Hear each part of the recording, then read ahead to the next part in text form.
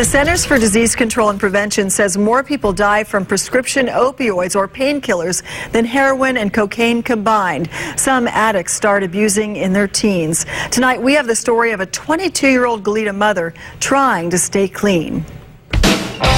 In her teens, at a time when her classmates were enjoying quinceañeras and proms, Lizette Correa was becoming addicted to prescriptions. I would start to feel like high, and I just felt good. And we wouldn't even be doing anything. We'd just be laying there and I just loved feeling that, you know?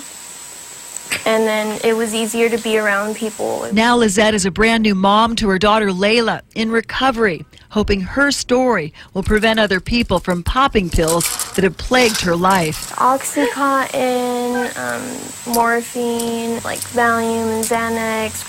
There was a point where I didn't care what anything was. It was like if they told me I was going to get high, I would just take it. She met her first boyfriend in rehab where he shared prescription drugs with her. They were supposed to treat a painful work-related foot injury. He ended up getting in trouble because they found a prescription with his name on it and someone had died. They had planned to attend a Narcotics Anonymous meeting the day he died of an overdose. He was dead. He had overdose.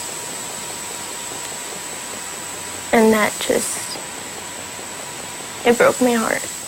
With his death, Lizette's connection to pills was gone, but that led to stronger drugs. It came to meth. Then I found heroin, and it was like I just instantly, every day I wanted to do it. For the next few years, Lizette was in and out of rehab and jail. Then there was drugs in jail, and it was like, okay, well, the party's still going on. Getting clean simply hurt too much. My bones, I feel like they hurt. You know, on my stomach, I just felt nauseous. She met Layla's father, Anthony, at Narcotics Anonymous.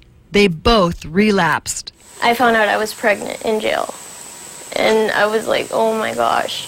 I was 1 month pregnant, and I just didn't know what to do. Some experts think part of the problem for people like Lizette was an overall change in medical treatment for people with pain. Doctors were encouraged to start asking about pain as often as they took vital signs like temperature, pulse, or blood pressure. There was the development of more pain medicines.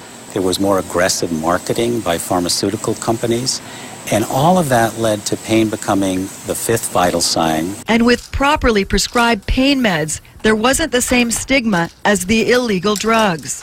So there is a lot of prescribing of opiate pain medicines these days, and that's typically what people mean when they say prescription addiction.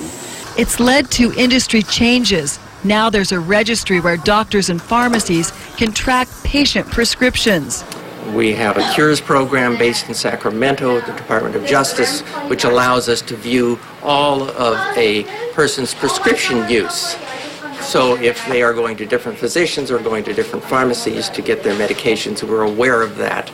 Ideally, when you realize somebody is doctor shopping, you talk with them about the problem they're having, and you encourage them to get help.